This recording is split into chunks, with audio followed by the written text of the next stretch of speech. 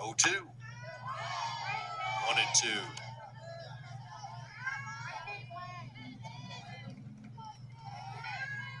Again, with all these, especially the top three, maybe top four, you really have to be careful. This one skied into left field down the line, and it is caught for the third out. Let's bring in Utah Tech and U-turns. University of Texas. Pitch hitting for Talia Molinado is Vanessa Souza, the junior from Cypress, Texas. Cypress Ranch High School graduate. Again, just trying to put another good at bat together, still down 6 runs.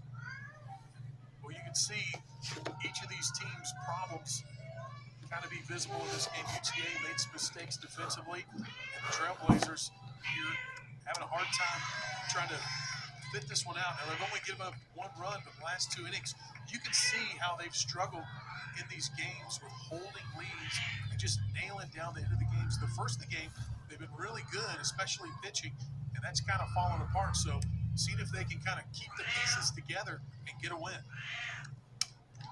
That one misses outside, and Utah Tech also doing a bunch of different things in the outfield, infield. You had mentioned it. Dowdle over there at third base. Abby Davidson now over in left field. So Nagini still in center, but Phillips has now moved over to right field. Embry is over there on first base. McCown still at second.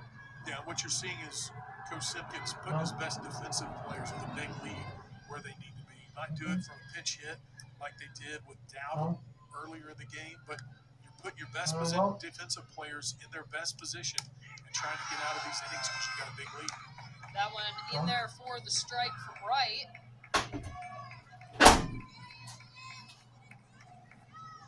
And this is a lead that head coach Randy Simpkins can't fathom losing here in the bottom of the 6th. Just Really misses the zone. Yeah, just off the inside of the plate, maybe a little bit high, maybe the combination of the two, but that looks pretty good. Just misses. A heck of a pitch that was made right there by Wright. Souza turns that one down the right field line past the outstretched arms of Embry and McCown, delivering a base hit, and UT Arlington has found themselves in a bases loaded situation here in the bottom of the 6th, thanks to that pinch hit from Vanessa Souza. Good job there. Just good at bats put together by UTA. Things are starting to fall early in the game, hitting a lot of pop-ups. Now they're starting to put last couple of hits.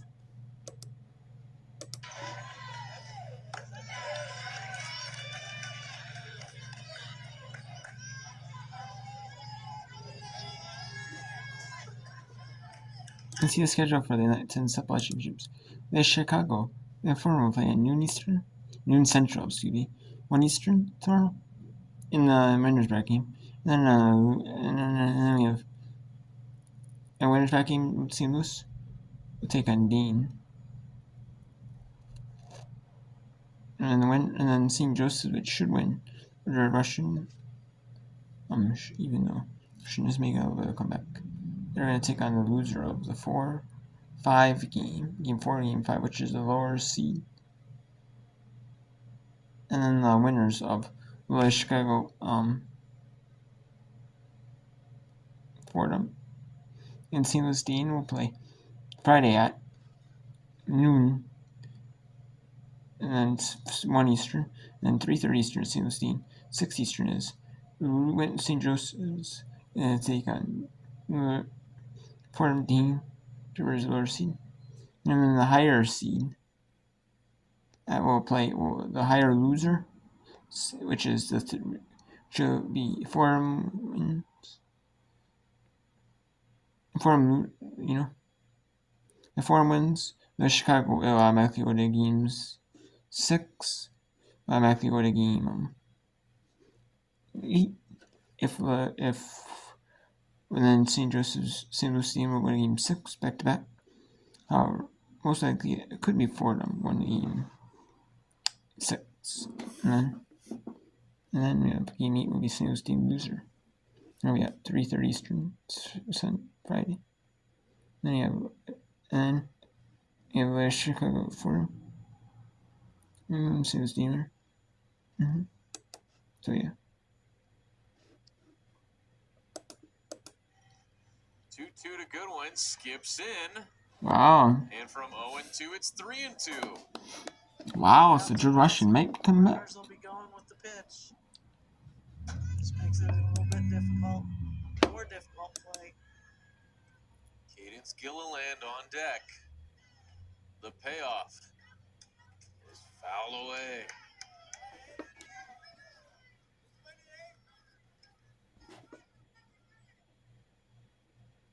George Washington will not go quietly.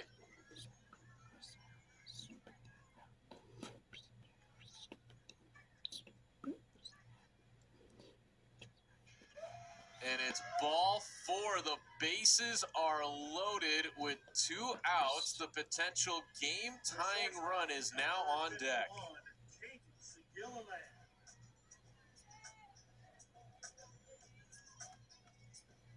I wouldn't want to get to Gilliland here.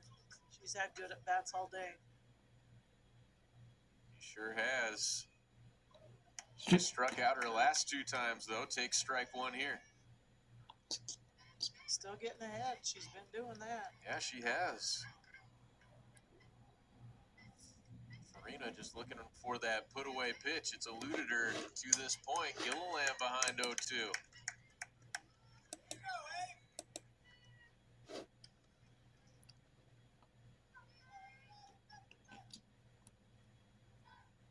Well, we've heard this before. Final strike for GW. Outside, Farina walking back to the dugout. She's got to go back to the circle. Good pitch. You want her to be close. Awfully close to take. Farina's 1-2. On the ground to the left side. Brown will flip to the bag at third, and the play was not made. Well, the ball was dropped. Wow. And there's going to be 2 runs for University of Texas. Stand up. 2 RBI. Stand up. Just could not receive it cleanly. She was still trying to get to the bag. And she was running at the same time as she was trying to catch the ball. Glove, and now Hendrickson representing the game. And right there you see her to Tech. Ball hit off the pitcher. Farina working ahead again at 0-1.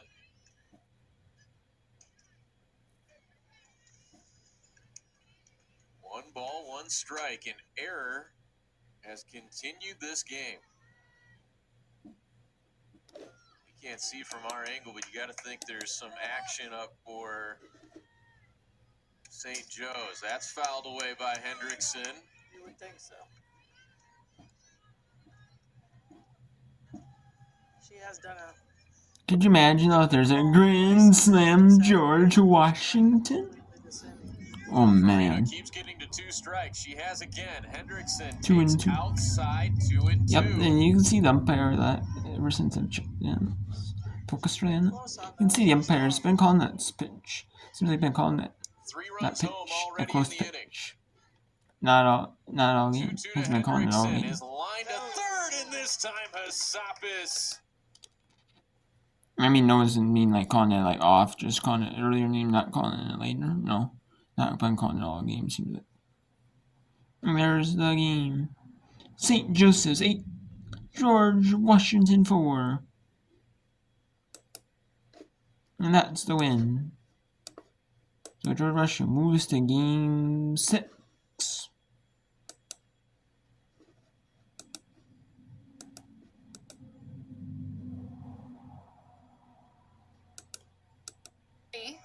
At the plate, runner in scoring position, right, struggling to locate the zone here.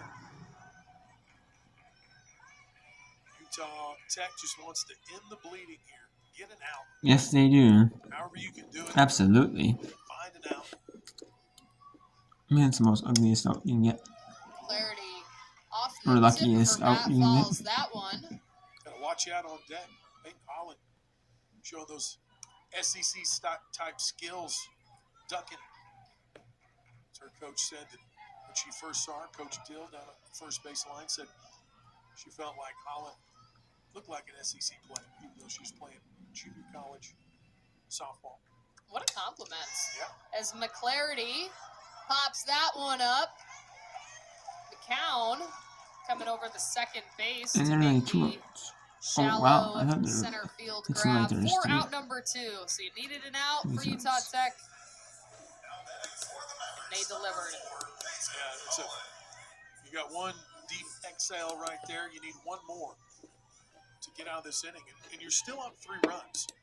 The problem is the young lady at the plate can make this a tie game pretty quick. Peyton Holland takes a big swing there. Delaney Wright catches her that off speed. Yeah, I'm not. If it's me out there in the circle, I'm not giving her any kind of fastball to hit. We're going all off-speed stuff and making her stay back and hit that.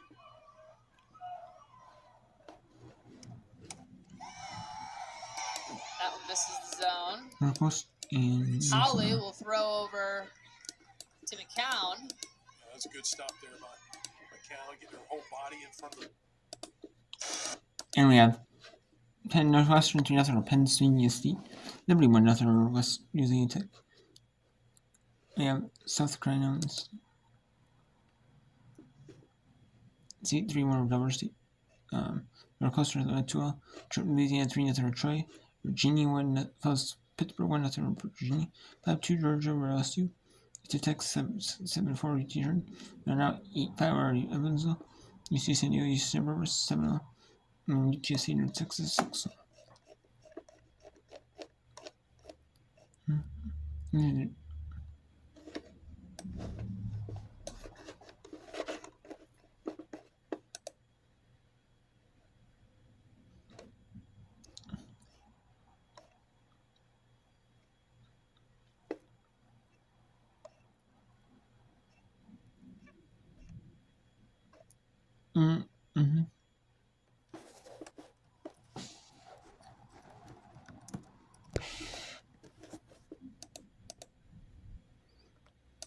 And there's a game in the Northeast that's means at 12:30. You know, I wonder if this to be Germany game could be at 10.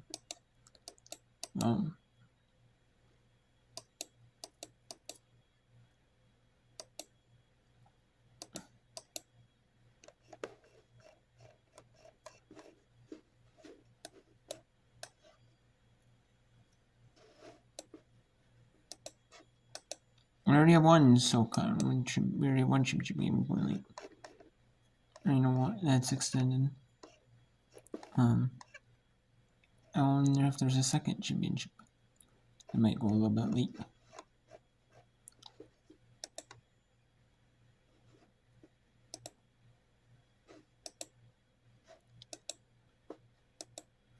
And you know, as a coach, when you have a team that gets out ahead and they lose games late, especially as a guy that used to be a pitcher, must be so frustrating because, well, what do you do to do this? Well, you do this, you do this, and do this. But it hasn't worked for him this year.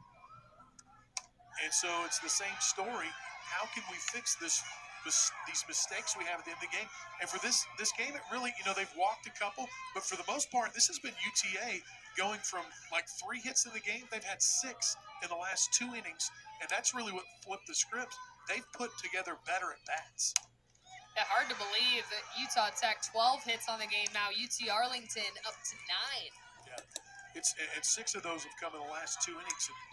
And just kind of luckily for Utah Tech, they've almost all been singles. We haven't had I don't know that they have an extra base hit. They don't. UTA doesn't have an extra base hit in this game. And boy, what would one here mean? A home run or an extra base hit? You probably have a 1 run or maybe a tie game. But that's what makes these tournament games special, because there's so many games within the games that go on between these